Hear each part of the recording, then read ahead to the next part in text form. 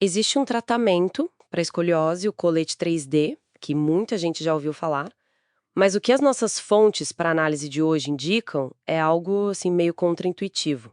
Apesar de famoso, a ciência internacional e as principais sociedades médicas, elas são muito firmes em dizer que a aplicação dele é, na verdade, extremamente específica. Não é uma solução que serve para qualquer desvio na coluna.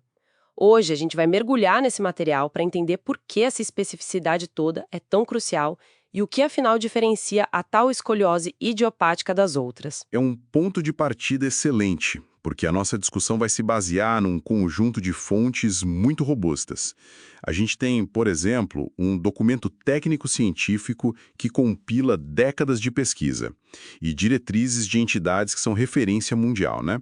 Como a Scoliosis Research Society, a SRS, e a SOSORT. Ou seja, não estamos falando de opinião. A gente está falando de critérios rigorosos publicados e adotados no mundo todo. E a grande pergunta que guia a nossa análise é: por que um colete tão avançado, uma peça de engenharia mesmo, foi projetado para funcionar num cenário clínico tão restrito? Ok, vamos desvendar isso então. Olhando para as fontes, as regras parecem ser o ponto de partida.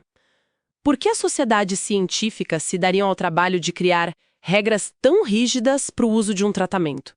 Qual é a evidência mais forte que elas apresentam para limitar tanto assim o uso do colete? A força da evidência está na consistência, sabe? E na clareza dessas regras. Vamos pegar a Scoliosis Research Society, a SRS, que é uma gigante na área. Em 2005, eles publicaram um artigo que virou um marco, definindo os critérios para que qualquer estudo sobre coletes pudesse ser considerado cientificamente válido. A ideia era padronizar a pesquisa, para que os resultados fossem comparáveis, confiáveis. Faz todo sentido. Para saber se algo funciona, todo mundo tem que testar do mesmo jeito, né? E quais são esses critérios? São bem específicos. O primeiro é a idade, a partir dos 10 anos. Depois eles olham um indicador de potencial de crescimento chamado sinal de Risser, que precisa estar numa fase inicial, ali entre 0 e 2. Só para a gente entender, o que esse sinal indica? É sobre o quanto o esqueleto ainda vai crescer, é isso? Exatamente. O sinal de Risser avalia a maturidade óssea pela crista ilíaca, que é o osso da bacia. Um Risser baixo significa que o jovem ainda tem muito crescimento pela frente. E é justamente essa janela de oportunidade onde o colete pode atuar para guiar esse crescimento e evitar que a curva piore. Entendi. É uma corrida contra o tempo antes que o esqueleto se forme por completo. E os outros critérios? O ângulo da curva, medido pelo ângulo de Cobb, tem que estar entre 25 e 40 graus. Menos que isso, a indicação é observar. Mais que isso, o risco de precisar de cirurgia já é muito alto. E agora vem o ponto-chave da nossa conversa. O diagnóstico precisa ser exclusivamente de escoliose idiopática. Exclusivamente. Então eles dizem com todas as letras. Se a escoliose tiver outra causa, como, sei lá, uma condição neuromuscular ou um problema de nascença, o paciente está fora do estudo. Fora. A diretriz é imperativa.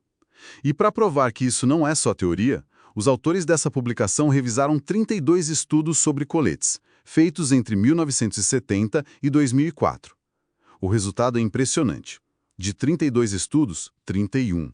Ou seja, quase 97% deles só incluíram pacientes com escoliose idiopática. A ciência construiu todo o seu conhecimento sobre eficácia de coletes olhando para um único grupo de pacientes. Entendi a posição da SRS, mas essa é uma visão unânime. Ou existem outras sociedades, talvez mais focadas em reabilitação, que pensam diferente? A SOS ou SORT, por exemplo, que as fontes também citam, ela concorda com essa linha? Ótima pergunta. E a resposta é sim, concorda e reforça. A SOS-ORT é a Sociedade Internacional sobre Tratamento Ortopédico e de Reabilitação da Escoliose. Eles são a vanguarda do tratamento conservador. Nas diretrizes deles de 2016, que é um documento gigantesco, todas as 165 recomendações e todos os algoritmos de tratamento são dedicados exclusivamente à escoliose idiopática. Não é que eles esqueceram das outras, entende? É uma delimitação científica, é deliberado. Eles estão dizendo, olha, o nosso manual de instruções para tratamento com colete e exercícios se aplica a este problema específico. Isso fica ainda mais claro quando a gente olha para um estudo clínico na prática, como o que está nas nossas fontes, certo? Sim, o estudo de Zaborowska-Sapeta e colegas de 2011 é um exemplo perfeito disso. Eles queriam testar a eficácia do colete tipo Chenel. Começaram com 192 pacientes, mas na hora de analisar os resultados, eles excluíram 47 pessoas. E o motivo da exclusão eram pacientes com curvaturas de outras causas, não idiopáticas. Mas espera aí, isso não soa um pouco como manipular os dados? Excluir quase 50 pessoas de um estudo pode parecer para um leigo que eles estão só escolhendo os pacientes que dão o resultado que eles querem ver? É uma dúvida legítima, e a resposta está no que a gente chama de honestidade científica. O objetivo do estudo era testar uma ferramenta para um problema específico. Misturar pacientes com causas diferentes seria como testar um remédio para enxaqueca num grupo com enxaqueca, dor de estômago e dor nas costas. E no final concluir que o remédio funciona para a dor. Você contamina e invalida os resultados. Ao excluir os outros casos, eles garantiram que a conclusão de que o colete foi eficaz em parar a progressão da curva em quase metade dos pacientes fosse uma conclusão limpa, válida. E válida para o público-alvo, adolescentes com escoliose idiopática. Ok, entendi. As regras do jogo são super estritas, mas isso me deixa ainda mais curiosa. O que esse colete Chenel tem de tão especial? Por que ele é tão exigente com seus pacientes? Não é só uma questão de empurrar a coluna para o lugar? E aí está a chave de toda a nossa análise. A resposta é um sonoro não. Se fosse só para empurrar a coluna, qualquer colete serviria. O Chenel não é um dispositivo passivo de compressão, como o gesso. Ele é uma ferramenta dinâmica, que exige que o paciente participe ativamente do tratamento, mesmo sem perceber. Ele funciona com base em 3 mecanismos biomecânicos sofisticados, e cada um deles tem um pré-requisito. Certo. Vamos para o primeiro. Qual seria o mecanismo mais, digamos, óbvio? O mais tradicional é o sistema de 3 pontos de pressão. Imagina uma régua de plástico um pouco curvada. Se você quiser endireitar, você empurra o meio da curva para um lado e as 2 pontas para o outro. O colete faz isso com a coluna. Aplica uma força principal no ponto mais alto da curva e 2 contraforças, acima e abaixo, para corrigir a inclinação lateral. Ok, intuitivo. Mas qual o pré-requisito para isso funcionar? O requisito biomecânico crítico é que a curva seja flexível. A coluna precisa ser capaz de se mover, de responder a essas forças. Se a curva for rígida, dura, esse sistema de pressão não consegue produzir uma correção de verdade. É como tentar endireitar uma barra de ferro com as mãos. Não vai funcionar. Flexibilidade, anotado. Mas a escoliose não é só uma curva para o lado, certo? As fontes falam muito sobre ser uma deformidade 3D. Exato. E aí entra o segundo mecanismo, o par de forças para distorção. A escoliose envolve uma rotação das vértebras, como se a coluna tivesse se torcendo sobre o próprio eixo. Para combater isso, o colete aplica forças em direções opostas, no mesmo nível. É como pegar uma toalha molhada e torcer para tirar a água. O colete faz um movimento contrário para distorcer o tronco.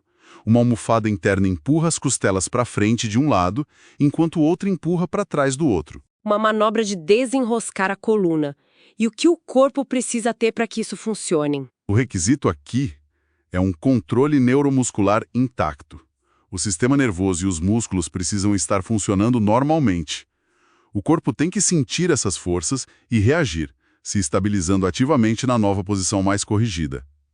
Se o controle dos músculos for fraco ou inexistente, essas forças se perdem, o corpo não consegue manter a correção. Entendi. Flexibilidade e controle muscular. As fontes descrevem o terceiro mecanismo como o mais revolucionário. É aqui que a coisa fica realmente interessante, né? Sem dúvida. É a chamada respiromecânica ativa, ou, no termo original, breath mechanics. E aqui está a grande virada de chave. O colete Chenel não é um casco fechado que aperta tudo por igual. Pelo contrário, ele é feito de áreas de pressão, que são as almofadas, e de grandes espaços vazios. janelas de expansão posicionadas de forma estrategicamente, exatamente onde o tronco está achatado ou colapsado pela escoliose. Peraí, deixa eu ver se eu entendi. O colete tem espaços vazios de propósito, para que o paciente, ao respirar, use o próprio pulmão para empurrar a coluna de dentro para fora. Eu sempre imaginei um colete como uma armadura que aperta tudo. Isso muda completamente a figura. Muda tudo. A própria respiração do paciente se torna uma força corretiva, interna e dinâmica. A cada inspiração, o ar entra nos pulmões e expande o tórax. Mas como as áreas de pressão do colete bloqueiam a expansão em certas direções, o ar é forçado a ir para as áreas dos espaços vazios, expandindo as concavidades, desachatando a caixa torácica e ajudando a remodelar o tronco. É quase como se o paciente estivesse fazendo um exercício a cada respiração, 24 horas por dia. Isso é genial! É uma parceria entre o aparelho e o corpo da pessoa. E quais são os pré-requisitos para essa parceria dar certo? Aqui, o requisito é triplo.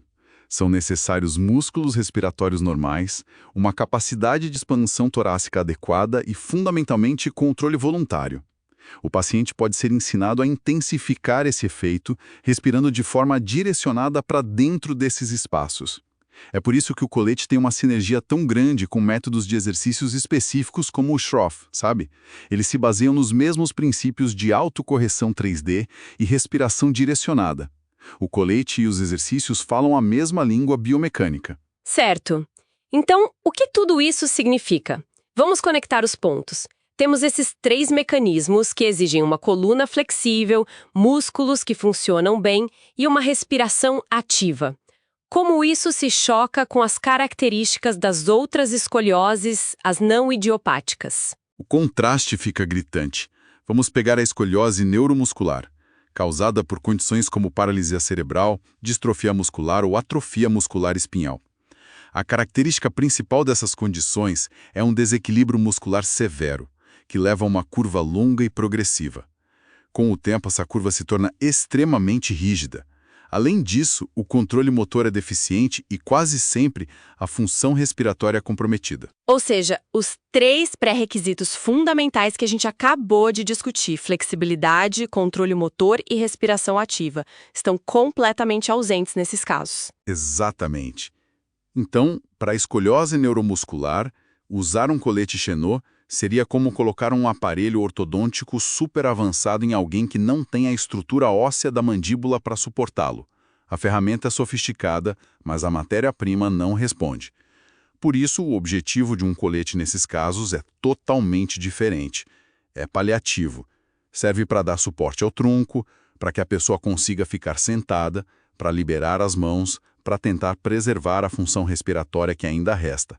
Não é para corrigir a curva. E a escoliose congênita? A lógica é diferente, mas o resultado do Chenot não funcionar é o mesmo, imagino. A lógica é totalmente outra. Na congênita, o problema nasceu com a pessoa. É um defeito de fábrica no formato do osso. Uma vértebra pode ter vindo em formato de triângulo, de cunha, em vez de um retângulo, ou 2 vértebras podem ter nascido grudadas. A deformidade é estrutural e fixa. Está no osso, óssea. A estrutura é rígida por natureza. É por isso que, infelizmente, o tratamento para a escoliose congênita que progride quase sempre é cirúrgico, para corrigir a deformidade diretamente no osso. Essa análise toda me leva a uma reflexão importante. Aplicar o colete Chenot no paciente errado não é apenas algo que não funciona. Pelas fontes, parece que pode ser ativamente prejudicial. Sem dúvida. E essa é a questão da responsabilidade clínica que as fontes ressaltam. As consequências de uma indicação incorreta são sérias e vão muito além do colete simplesmente não funcionar. Quais seriam as principais? Primeiro, cria-se uma falsa expectativa na família. Eles investem tempo, dinheiro e esperança num tratamento que, biomecanicamente, não tem como funcionar para aquele caso específico. O desgaste emocional é enorme. Segundo, e talvez o mais grave, há um atraso no tratamento adequado. Enquanto a família perde tempo precioso com a ferramenta errada, a curva continua progredindo. Quando finalmente percebem que não funcionou, a deformidade pode estar tão severa que a cirurgia se torna muito mais complexa e arriscada. Fora o lado prático e financeiro de tudo isso. Sim, existe o custo financeiro de um colete, que é uma órtese customizada de alto valor, e todo o desconforto físico e emocional de uma criança ou adolescente usar um dispositivo restritivo por anos, 20 horas por dia, para no final não ter nenhum benefício terapêutico. É por isso que a ciência bate tanto na tecla de que a primeira coisa a fazer é entender a causa raiz da escoliose. Saber se ela é idiopática, neuromuscular ou congênita não é só um detalhe no laudo. É o que define se o tratamento tem alguma chance de dar certo. Recapitulando nossa análise, então. A gente partiu de uma regra que parecia só burocrático, o colete Chenot é só para escoliose idiopática. E descobrimos uma biomecânica sofisticada e francamente elegante por trás dela. O grande momento ahá foi entender que o colete não é um gesso passivo que imobiliza a coluna. Ele é uma ferramenta dinâmica, que exige um parceiro ativo, um paciente com as características muito específicas da escoliose idiopática, uma curva flexível, músculos que funcionam e uma respiração normal e ativa. Essa é a mensagem fundamental. A precisão no diagnóstico não é um mero detalhe técnico. É o que garante que o tratamento seja seguro, ético e eficaz. A ciência da escoliose é complexa. E a generalização, a ideia de que um colete serve para qualquer desvio na coluna, além de incorreta, pode ser perigosa. Respeitar as indicações e contraindicações rigorosas é a base da boa prática. Levanta uma questão mais ampla para quem nos ouve. Quantos outros procedimentos médicos são vistos pelo público como universais, quando a ciência, na verdade, aponta para uma aplicação muito mais focada? Isso ressalta a importância de sempre questionar não apenas o que funciona, mas por que funciona e, talvez o mais importante de tudo, para quem funciona.